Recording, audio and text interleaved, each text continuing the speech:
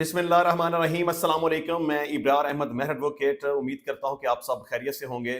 सवाल और जवाब का सिलसिला जारी है, लेकिन आपसे एक दो गुजारिश करनी है कि आप जब भी कोई सवाल पूछें तो आपका सवाल कम्प्रीहेंसिव होना चाहिए, जामे होना चाहिए। क्योंकि अक्सर आप सवाल पूछते हैं तो उस सवाल की समझ ही नहीं आती कि आप पूछना क्या चाह रहे हैं, तो फिर उस सवाल को नज़रअंदाज कर दिया जाता है। तो जामे पूछें, कम्प्रीहेंसिव पूछें, और दूसरी गुजारिश ये है कि अपने सवाल के साथ अपना नाम और अपने शहर का नाम ज़रूर लिखा करें। अच्छा, सवाल है फहद अनवर साहब का। पूछते हैं, सर अगर एक आदमी पावर ऑफ अटॉर्नी करे तो पावर ऑफ अटॉर्नी पर शुफा हो सकता है या नहीं? देखें, इनका सवाल यह है कि अगर कोई बंदा किसी दूसरे बंदे के नाम के ऊपर किसी प्रॉपर्टी के हवाले से पावर ऑफ अटॉर्नी दे दे, मुख्तारनामा दे दे, तो क्या इस बुनियाद पर शुफे का दावा दायर हो सकता है कि नहीं हो सकता? देखें, इस बुनियाद पर शुफे का दावा दायर नहीं हो सकता। अगर कोई बंदा किसी दूसरे बंदे को पावर ऑफ अटॉर्नी दे दे तो शुफे का दावा दायर नहीं हो सकता। अगर प्रॉपर्टी को फरोख्त कर दे जुबानी तौर पर तो शुफे का दावा दायर नहीं हो सकता। प्रॉपर्टी फरोख्त करके उसका स्टाम्प पेपर तहरीर कर दे तो शुफे का दावा नहीं हो सकता। शुफे का दावा सिर्फ उस वक्त होगा जब प्रॉपर्टी की ट्रांजैक्शन हो जाएगी, यानी प्रॉपर्टी बेचने वाला अपनी जायदाद दूसरे बंदे के नाम के ऊपर मुंतकिल करवा देगा, उसका इंतकाल करवा देगा, रजिस्ट्री करवा देगा। प्रॉपर्टी नाम हो जाने के बाद 120 दिन तक का टाइम होता है। इस टाइम के दौरान शुफे का दावा दायर किया जा सकता है, लेकिन पावर ऑफ अटॉर्नी है या स्टाम्प पेपर है या जुबानी है, इस पर शुफे का दावा दायर नहीं किया जा सकता। सवाल है राना की तरफ से, भाई अगर बाप आउट कंट्री हो तो मैं बे फार्म कैसे बनवाऊं? देखिए, बे फार्म के टॉपिक पे मैं ऑलरेडी बड़ी तफसील के साथ एक वीडियो रिकॉर्ड कर चुका हूं। मैं मुख्तसर सा यहां पर डिस्कस करता हूं ताकि सब लोगों का इसमें फायदा हो सके। देखिए, बे फार्म बनाने का सबसे बेहतरीन और आसान तरीका यह है कि आप बच्चे का बर्थ सर्टिफिकेट या उसका स्कूल सर्टिफिकेट अपने साथ लें।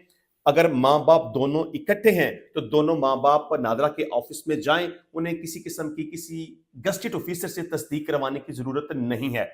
देखें, बे फार्म तीन किस्म के लोग बनवा सकते हैं। माँ बाप इकट्ठे चाहें तो बे फार्म बनवा सकते हैं। माँ और बाप दोनों में से कोई एक हो तो वो जाके बे फार्म बनवा सकता है। इन दोनों में फर्क ये आएगा कि अगर माँ और बाप दोनों इकट्ठे जाएंगे तो किसी से तस्दीक करवाने की जरूरत नहीं रहेगी, लेकिन अगर माँ जाएगी या बाप जाएगा, मतलब माँ और बाप दोनों में से कोई एक जाएगा, तो उसको गस्टेड ऑफिसर से तस्दीक करवाने की जरूरत पड़ेगी।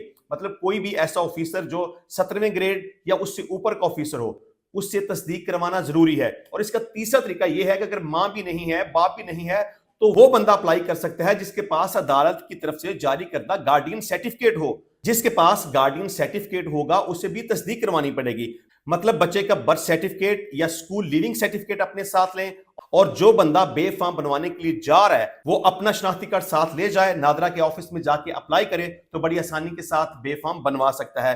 लेकिन जहां तक भाई साहब का सवाल है कि बाप आउट ऑफ कंट्री में है, तो इससे कोई फर्क नहीं पड़ता। आपकी वालदा अगर यहाँ पे मौजूद हैं तो आप उनके साथ जाके अपना बे फार्म बनवा सकते हैं। अगर फर्ज करें कि वालदा भी मौजूद नहीं है तो अपने वालिद साहब की तरफ से किसी दूसरे बंदे के नाम पे पावर ऑफ अटॉर्नी मंगवा के भी आप बे फार्म बनवा सकते हैं। और जिस तरह से मैंने बताया कि अगर आपके वालिद साहब यहाँ पे मौजूद नहीं है या कि वो आपको पावर ऑफ अटॉर्नी नहीं बेचते या आपकी वालदा भी मौजूद नहीं है, तो आप अदालत की तरफ से गार्डियन सर्टिफिकेट किसी भी दूसरे बंदे के नाम के ऊपर बनवा कर उनके जरिए से अपना बे फार्म बनवा सकते हैं। सवाल है नईम की तरफ से, मेरी बीवी फौत हो गई, 8 माह हो गए, धक्के खाते खाते ससुर बेटी से मुलाकात भी नहीं करवा रहा।